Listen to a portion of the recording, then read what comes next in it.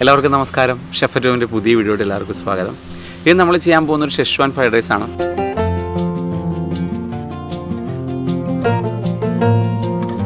നമ്മൾ fried rice 1-2 തവണ ചെയ്തിരുന്നു. ഇത് നമ്മൾ എഗ്ഗിൻ്റെ തന്നെ ഷെഷ്വാൻ ഫ്രൈഡ് റൈസാണ് ചെയ്തിരിക്കുന്നത്. അത് നമ്മളോട് ചെയ്യാൻ പറഞ്ഞിട്ട് ഒരു റിക്വസ്റ്റ് വന്നിട്ട് നമ്മൾ ചെയ്യുന്നതാണ്. അപ്പോൾ ഇത് അധികം അങ്ങനെ വീട്ടിലാരും ചെയ്യുന്നില്ല. സ്പൈസി മാത്രം ഇഷ്ടപ്പെടുന്നവർക്ക് മാത്രം ഇഷ്ടപ്പെടുന്ന ഒരു റെഡ് കളറിൽ വരുന്ന ഒരു ഐറ്റമാണ് ഷെഷ്വാൻ ഫ്രൈഡ് റൈസ്. അപ്പോൾ ഈ ഒരു മെത്തേഡ് പെട്ടെന്ന് തീരുന്നത് നല്ലൊരു മെത്തേഡാണ്. എല്ലാവരും ജസ്റ്റ് ഒന്ന് നോക്കുക, വീഡിയോ പൂർണ്ണമായിട്ടും കാണാം. എന്തെങ്കിലും സജഷൻസോ അഭിപ്രായം ഉണ്ടെങ്കിൽ ജസ്റ്റ് നമ്മുടെ കമൻറ്റ് ബോക്സിൽ ടൈപ്പ് ചെയ്യുക. ഞാൻ ഇന്ത്യ ഗേറ്റിൻ്റെ ബസുമതി റൈസാണ് എടുത്തിരിക്കുന്നത്. അത് ഞാനൊരു 300 ഗ്രാമോട് എടുത്തിട്ടുണ്ട്. അത് ഞാൻ ആദ്യം തന്നെ നല്ല രീതിയിൽ വാഷ് ചെയ്ത് മാറ്റാണ്. അത് ശരിക്കും വാഷ് ചെയ്ത് വരുമ്പോൾ അതിൻ്റെ മുകളിലെ വെള്ളം നല്ല തെളിഞ്ഞ് വരുന്നവരെ വാഷ് ചെയ്തു. ഇതൊരു 3 തവണ വാഷ് ചെയ്തിട്ടുണ്ട്. ഇത് നമ്മളൊരിക്കലും ഉടച്ച് വാഷ് ചെയ്യരുത്. അതായത് ഞെക്കി പിഴിഞ്ഞാൽ വളരെ പതുക്കെ നമ്മൾ ജസ്റ്റ് ഒന്ന് എപ്പോഴും ഇങ്ങനെ മറിച്ചിട്ട് തന്നെ വാഷ് ചെയ്യുക. അത് നല്ല തെളിഞ്ഞ് വെള്ളമാവുന്നവരെ വാഷ് ചെയ്ത് മാറ്റി വയ്ക്കുക. ഇത് നമ്മളൊരു 3/4 മണിക്കൂറോളം സോക്ക് ചെയ്തും മാറ്റി വെച്ചു. ഇത് നല്ലോണം സോക്കായിട്ട് വന്നിട്ടുണ്ട്. ഇനി നമ്മൾ ഒരു പാനിൽ കുറച്ച് വെള്ളം തിളപ്പിക്കാൻ വയ്ക്കുകയാണ്. ആ വെള്ളം നല്ലോണം തിളച്ച് വരുമ്പോൾ നമ്മൾ ഈ അരി നല്ലോണം സ്ട്രെയിൻ ചെയ്ത് മാറ്റി, ഒട്ടും വെള്ളമില്ലാതെ മാറ്റി, വെള്ളം തിളച്ചതിന് ശേഷം മാത്രം അല്പം ഓയിൽ അതിലേക്ക് ഒഴിച്ചു കൊടുത്തു. 1 ടേബിൾ സ്പൂൺ ഓയിൽ ഒഴിച്ചു കൊടുത്തു. ഇത് അരി പരസ്പരം കൂട്ടി യോജിക്കാണ്ടിരിക്കാനാൻ വേണ്ടിയിട്ടാണ് നമ്മളിങ്ങനെ നല്ലോണം തിളച്ച വെള്ളത്തിലേക്കാണ് നമ്മൾ ഇത്രയും നേരം നല്ലോണം ശരിക്കും കുതിർന്ന് വന്നിട്ടുള്ള അരി അതിലേക്ക് ഇട്ട് കൊടുത്തു. ഇപ്പം മാത്രം ജസ്റ്റ് നമ്മളൊന്ന് ഇളക്കി കൊടുക്കണം. ഒരുപാട് നേരം ഇളക്കേണ്ട ആവശ്യമില്ല. അതിലേക്ക് ഒരു പീസ് നാരങ്ങ നീരൊഴിച്ചാലും മതി. അപ്പോൾ നല്ല വൈറ്റ് കളറിൽ നമുക്ക് റൈസ് കിട്ടും. ഇത് രണ്ടും മസ്റ്റായിട്ട് ചെയ്യുന്നത് വളരെ നല്ലതായിരിക്കും. നമ്മൾ ഇത്രയും വിലയൊക്കെ ഉള്ള റൈസ് ആകുമ്പോൾ നമ്മൾ ഇതും കൂടി ശ്രദ്ധിച്ച് ചെയ്യാം. നല്ല ഭംഗിയായിട്ട് നമുക്ക് റൈസ് കിട്ടും.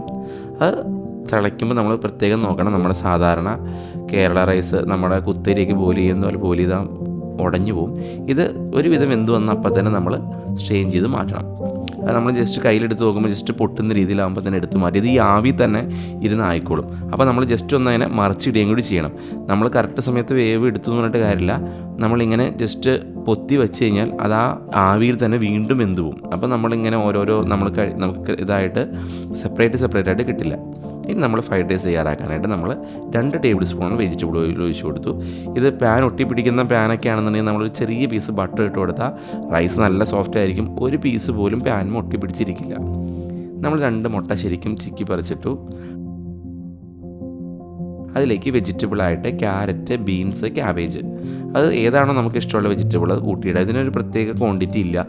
അത് നമുക്ക് ഇഷ്ടമുള്ള മെഷറിൽ കാണാൻ നല്ല ഭംഗിയിലുള്ള ക്യാരറ്റ് കൂട്ടി, ക്യാബേജ്, ബീൻസ് അതെല്ലാം ഒരേ അനുപാതത്തിലെടുത്തിട്ടാണ് നമ്മളിപ്പോൾ ഇട്ടിരിക്കുന്നത്.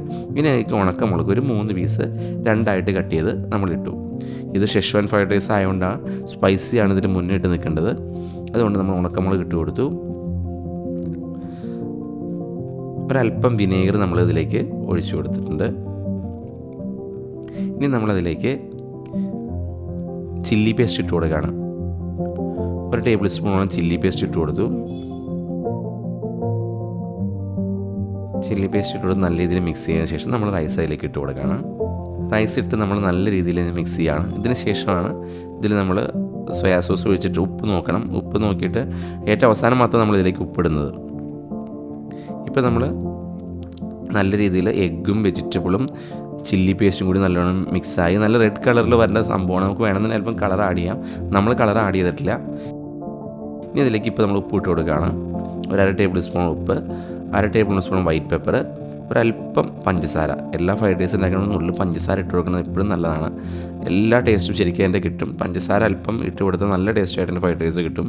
അതെന്തായാലും ഇട്ട് കൊടുക്കണം. ഒരു നുള്ളു പഞ്ചസാര ഇടാവുള്ളൂ. ഇട്ട് കൊടുത്താൽ പിന്നെ ഒരുപാട് ഇട്ട് കൊടുത്താൽ ശരിക്കും നമുക്ക് മധുരിക്കാവുന്ന ഒരു നുള്ളു പഞ്ചസാര മാത്രമേ ഇടാവുള്ളൂ. ഇനി അതിലേക്ക് ഒരു നുള്ളു സോയാ സോസ്. നമ്മൾ സോയാ സോസിന് ഉപ്പ് ഉള്ളതുകൊണ്ട് നമ്മൾ ശരിക്കും ശ്രദ്ധിച്ച് വേണം ഉപ്പിടാൻ ഫ്രൈഡ് റൈസിലിടുമ്പോൾ. ഏറ്റവും അവസാനം ഉപ്പിട്ടാലും മതി. ഇപ്പോൾ നമ്മൾ നുള്ളു സോയാ സോസ് ഒഴിച്ചു കൊടുത്തു. നല്ല രീതിയിൽ മിക്സ് ചെയ്തു. നമ്മുടെ ഷെഷ്വാൻ ഫ്രൈഡ് റൈസ് ഏകദേശം റെഡി ആയിട്ടുണ്ട്. ഇതിലേക്ക് വേണമെന്നുണ്ടെങ്കിൽ സിനമൺ സ്റ്റിക്കിൻ്റെ പൗഡർ, പട്ടയുടെ പൗഡർ വേണമെന്നുണ്ടെങ്കിൽ നമുക്ക് പൊടിച്ച് അല്പം ഫ്ലേവറിന് ഇട്ട് കൊടുക്കാം. ഇത് കുറച്ചുകൂടി കളർ ആഡ് ചെയ്ത് നല്ല അടിപൊളി ഷെഷ്വാൻ ഫ്രൈഡ് റൈസ് ആയിട്ട് കിട്ടും.